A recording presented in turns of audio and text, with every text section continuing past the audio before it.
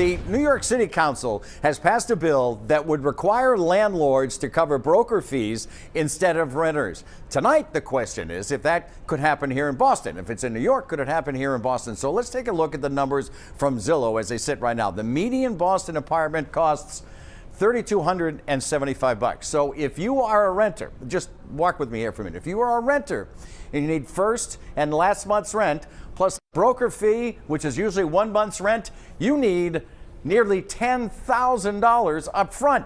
Our Sharman Sacchetti joins us live in Boston right now. And Sharman, the New York program looks to change this equation. Well, it certainly does. Now, it's an idea that has been introduced here in Massachusetts certainly before. However, whether or not it's successful depends on who you ask.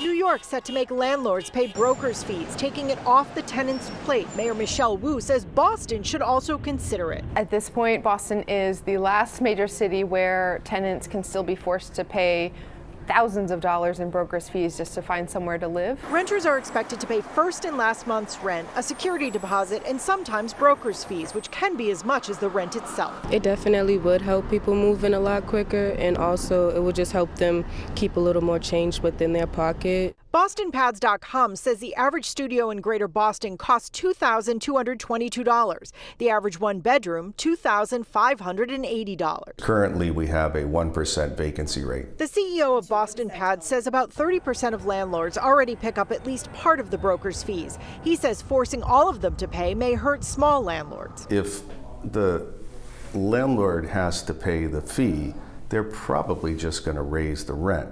And so I don't see it as a big material change in the process. Mayor Wu says it's worth exploring. It's urgent to figure out how to help more people afford to live in Boston, and this is an opportunity to move forward and have those conversations.